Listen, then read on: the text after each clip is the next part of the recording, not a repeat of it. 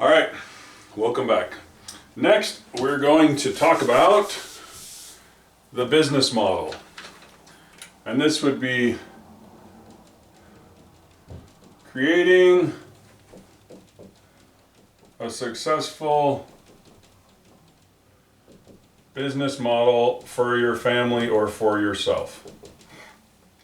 All right, so let's look at the aspects. Let's talk through how companies do this. So the strategy of Walmart is to have stores that are close to you. Their structure is to have people in there. They used to be around before COVID. It was be open 24/7, and the culture would be you got to have your employees there. You got to have right when you need them. They've got to be restocking the shelves.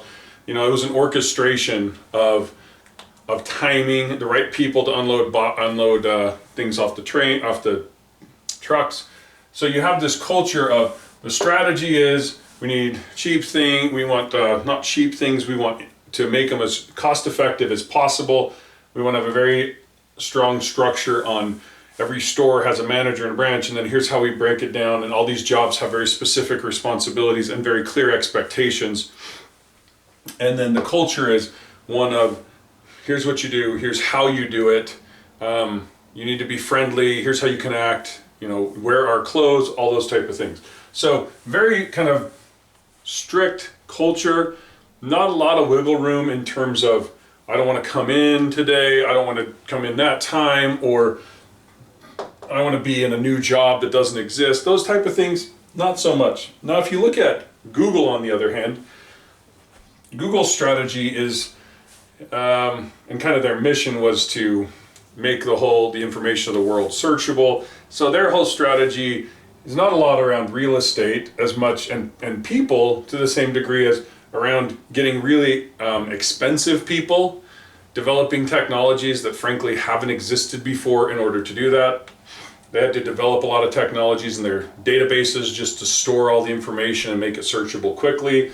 Their structure, they've played with a whole bunch of structures. They were very hierarchical for a while. They were trying to push for creativity in some things in their culture.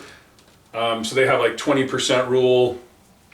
As I understand still, that's 20% of their time, essentially 1 day a week, you can work on whatever you want.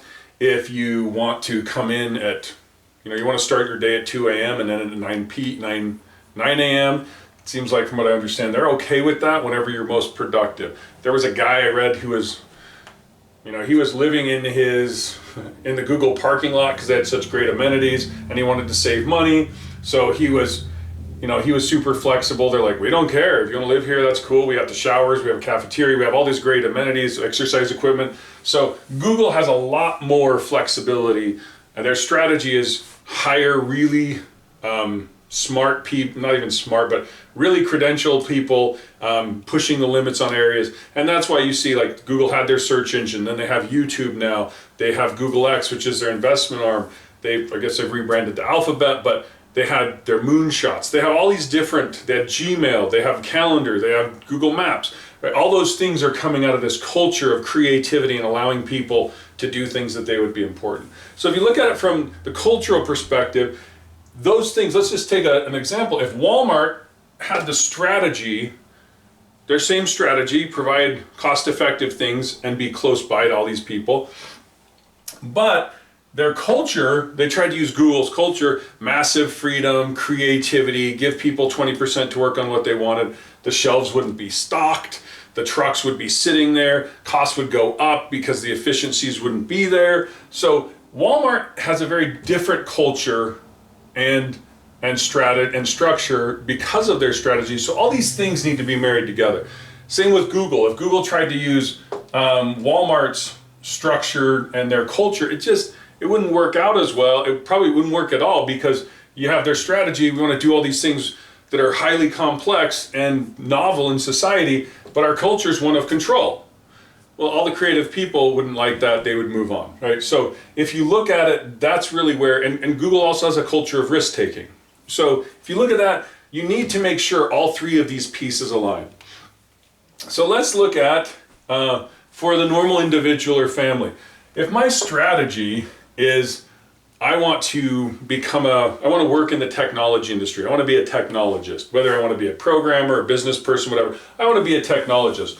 Then I need to make sure that my culture aligns with that. And that culture would be one of learning, always learning. Like if you look at, if you're a computer programmer, every 5 years, usually, if not, usually 3 to 5 years, you need to learn new languages, new frameworks, new libraries. So if you don't have that idea of learning and you're trying to be a technologist, that's not going to work, right?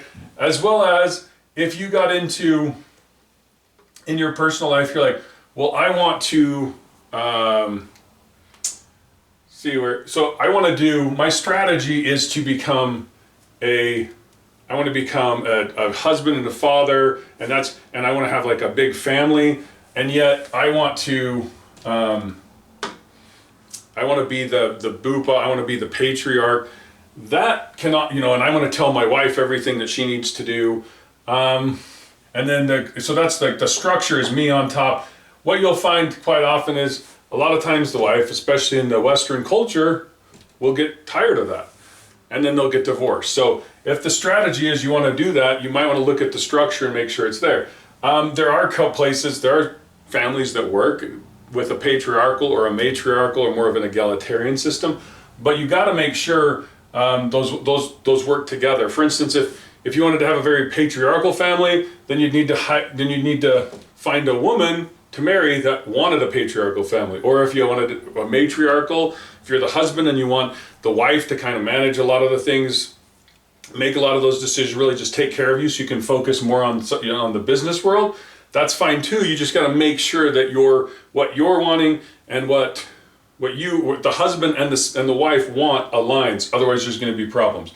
And then cultural things you'll find, especially when you start to look at marriage and stuff. If the cultures aren't aligned, then you're going to have problems. Well, what's acceptable to do? Well, in our culture, I heard one family, they would go on cruises every year.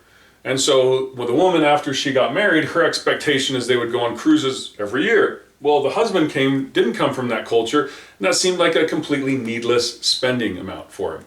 So there was a little bit of friction there. So making sure that you have a business model that is cohesive, if you're going into a partnership, marriage, those type of things, that's really important. But even if for you as an individual, right? If you think you can do some of these things, like, oh, I want to be a single mother, a single father, so I'm just trying to adopt alone. That can be done, but it's going to be taxing on you because a lot of cases you'll have a spouse or a partner to do that, or to help out with those chores, so it's not 100% on you, right? If you're a single parent and it'll often be difficult if you get sick or if you lose your job because there's so much writing and there's really no buffer. So you're just wanting to make sure whatever business model you're using, these three pieces, the strategy, structure, and culture, are aligned.